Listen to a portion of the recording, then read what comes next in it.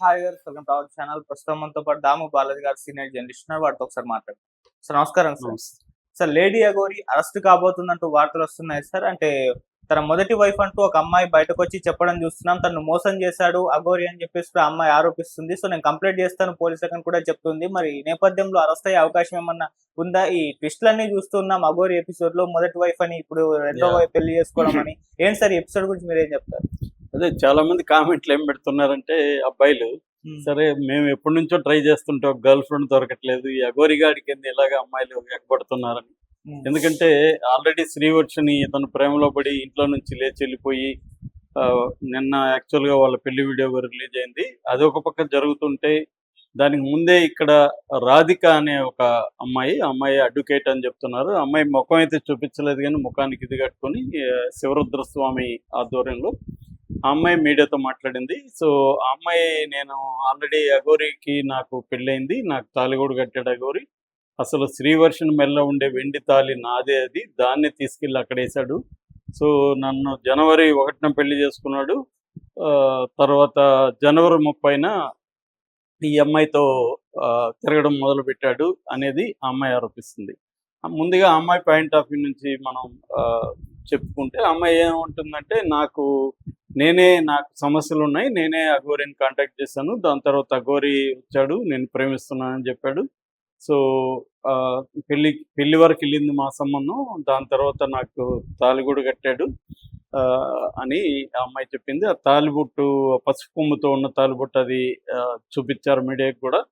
దాని తర్వాత మీడియా వాళ్ళు అడిగారు, అసలు నీ దగ్గర ఏం ఆధారాలు ఉన్నాయమ్మా, మీ ఇద్దరికి పెళ్ళైనట్టు ఏమైనా ఉన్నాయా ఆధారాలను అడిగితే ఆడియో ఉందని చెప్పి ఆడియో ఇచ్చింది. ఆ ఆడియో నిన్నంతా కూడా వైరల్ అయింది. ఆడియోలో ఏముందంటే ప్రధానంగా ఆ అబ్బాయి అఘోరి, అంటే ఇప్పుడు నాకు చాలాసార్లు కనిపించింది అబ్బాయి అనాలాగా అమ్మాయి అనాలని. మామూలుగా అయితే అమ్మాయి అనాలి, కానీ ఇప్పుడు ట్విస్టుల మీద ట్విస్టులు జరుగుతున్నాయి వీళ్ళది. ఈమెమో రాధిక అతను నా భర్త అంటుంది, స్వామి అని పిలుస్తాను నేను అని చెప్తుంది. సో అఘోరి వచ్చి తాళి కట్టాడు అని చెప్పి ఆడియో రిలీజ్ చేస్తుంది. ఆడియోలో ఏముంది, రాధి అని, ఐ లవ్ యూ రాధి, నా ముద్దుల పిల్లమ్మ, తర్వాత నా నేను ఉండలేకపోతున్నాను, హార్ట్లో పెయిన్ వస్తుంది, ఇదంతా చెప్తున్నాడు దాంట్లో ఆడియోలో. అంటే క్లియర్గా నా ముద్దుల పిల్లమ్మ ఇవన్నీ చెప్తుందంటే పెళ్ళైనట్టే మనం అనుకోవాలి మామూలుగా అయితే. కానీ అఘోరి మళ్ళీ ఒక వీడియో చేసి వీడియో మెసేజ్ పంపించింది మీడియాకి.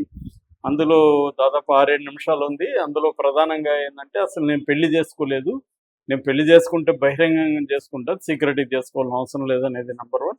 నెంబర్ 2, ఈ రాధిక అనే అమ్మాయి అడ్వకేటు, తను వాళ్ళ హస్బెండ్ ఈమెను వదిలేసి వెళ్ళిపోయాడు. దాంతో ఈమె డిప్రెషన్కి వెళ్ళింది. ఆ డిప్రెషన్లో నుంచి నన్ను కాంటాక్ట్ చేసి ఇట్లా నా ప్రాబ్లం ఇది, నన్ను సేవ్ చేయండి స్వామి అని నన్ను అడుక్కునింది.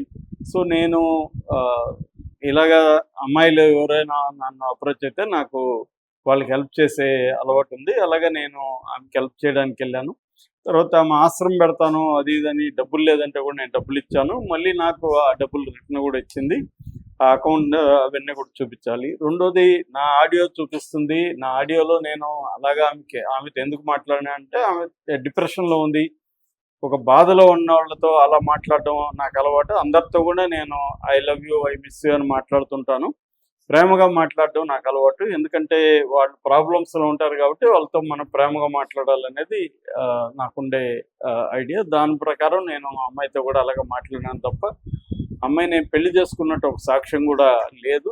ఏదో ఒక పనికి మన తాలుబడి తీసుకొచ్చి ఎవరితోనో వచ్చి వాడు చెప్పినట్టుగా విని పెట్టడం తప్ప నేను ఆమెను పెళ్లి చేసుకోలేదు. ఆమెను కాపాడాలని నేను వెళ్ళాను యాక్చువల్గా. ఆమె నిజంగా పెళ్లి చేసుకుంటే నేను ఇప్పుడు దాదాపు మా ఇద్దరిది కూడా శ్రీవర్షిని నా రిలేషన్షిప్ కూడా 1 మంత్ అయింది పబ్లిక్గా ఇదయ్యి. ఎన్ని రోజులు లేదు, ఇప్పుడు ఎందుకు ఈ అమ్మాయి వచ్చింది, కావాలని కొంతమంది ఈ అమ్మాయిని ముందు పెట్టి నన్ను బదనాం చేయాలని ట్రై చేస్తున్నారు. సో ఆమె ఆడియోలు కూడా బయట పెట్టాలి. ఆమె వీడియో కాల్ చేసి, ఎవరు రాధిక వీడియో కాల్ చేసి ఒక చేతిలో పురుగు మందు పట్టుకొని, బాటిల్ పట్టుకొని, నేను చచ్చిపోతాను, నువ్వు నన్ను ప్రేమించాలి, నన్ను పెళ్లి చేసుకోవాలి అంటే నేను అప్పుడు ఈ ఆడియో పెట్టాను.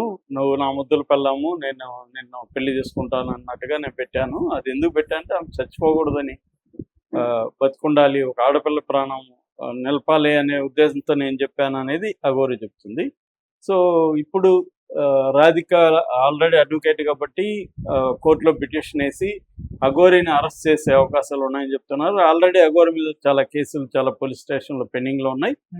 సో ఇంతకు ముందు అంటే ఎక్కడైనా గుళ్ళ దగ్గర అక్కడక్కడ గొడవలు జరిగినప్పుడు అఘోరి మీద కేసులు అయితే ఉన్నాయి, కానీ ఆ టైంలో అఘోరిని అరెస్ట్ చేస్తే మళ్ళీ ఇది హిందూ వ్యవహారం అయిపోతుంది, హిందుత్వ బ్యాచ్లు రంగంలోకి దిగుతాయి అని చెప్పి పోలీసులు కూడా ఎక్కడ కూడా 2 రాష్ట్రాల్లో కూడా అఘోరి మీద చర్యలు తీసుకోలేదు. కానీ ఇది పర్సనల్ వ్యవహారం కాబట్టి ఒక స్త్రీని మోసం చేసి ఇంకొక స్త్రీని పెళ్లి చేసుకున్నాడు కాబట్టి ఇది ఖచ్చితంగా చట్ట విరుద్ధము. కాబట్టి ఆమె కంప్లైంట్ ఇవ్వచ్చు, ఇస్తే పోలీసులు కూడా అరెస్ట్ చేసే అవకాశం ఉంది. అయితే ఇక్కడ చాలా చిక్కుముళ్ళు కూడా ఉన్నాయి. లీగల్గా ఏంటంటే అసలు వీళ్ళ పెళ్ళిళ్ళు, ఈ 2 మ్యారేజ్లు కానీ, రాధికతో అఘోరి పెళ్లి కానీ, శ్రీవి వర్షంతో అఘోరి పెళ్లి కానీ 2 కూడా లీగల్గా అయితే చెల్లవు.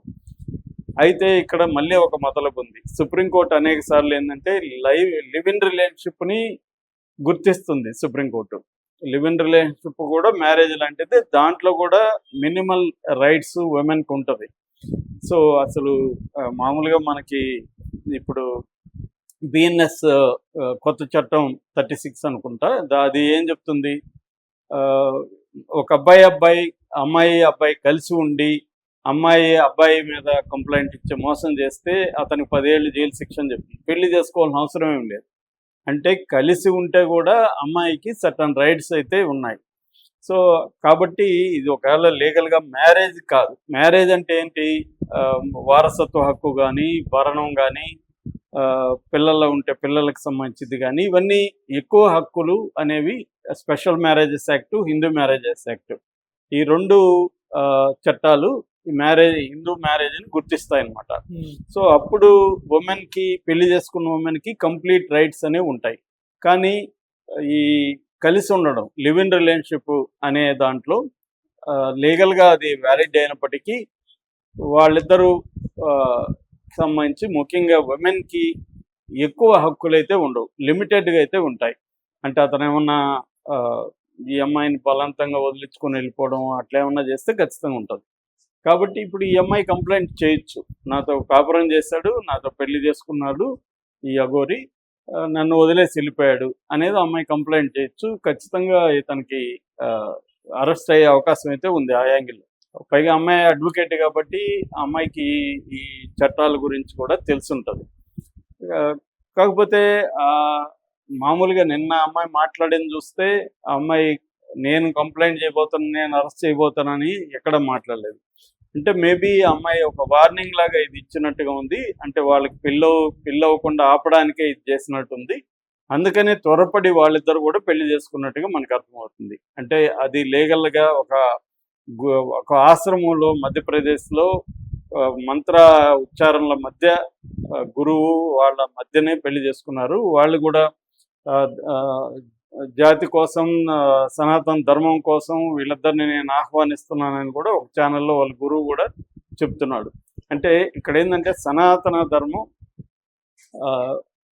ఎవరినైనా ఆదరిస్తుంది అని చెప్పడానికి ఒక అఘోరిగా మారిన ట్రాన్స్జెండరు మరొక అమ్మాయిని పెళ్లి చేసుకున్నా కూడా మేము ఆశీర్వదిస్తాం, బికాస్ సనాతన ధర్మానికి వీళ్ళు పనిచేయాలి. సో సనాతన ధర్మానికి పనిచేస్తే ఎవరైనా కూడా మేము ఆహ్వానిస్తాం అన్న పద్ధతిలో అక్కడ ఆశ్రమ గురువు మధ్యప్రదేశ్లో మాట్లాడారు. ఈ కాంటెక్స్లో ఇక్కడ ఇప్పుడు ఇతన్ని అఘోరిని అరెస్ట్ చేసే అవకాశాలు ఉందని చెప్తున్నారు. ఎందుకంటే రాధిక అంత ఈజీగా వదిలిపెట్టే అవకాశం కనిపించలేదు. అమ్మాయి మోర్ మెచ్యూరిటీగా కూడా మాట్లాడుతుంది, ఎక్కువ కూడా మాట్లాడట్లేదు. సో ఎంతవరకు చెప్పాలో మీడియా అనేక సార్లు అమ్మాయిని రచ్చగొట్టినా కూడా అమ్మాయి ఓవర్గా ఎక్కడ మాట్లాడట్లేదు. అఘోరి నన్ను పెళ్లి చేసుకుని మోసం చేశాడు, దీని మీద పోలీసులు కానీ ప్రభుత్వాలు కానీ చర్య తీసుకోవాలని విజ్ఞప్తి చేస్తున్నా అనేది ఆమె చెప్పింది. ఆమె నెక్స్ట్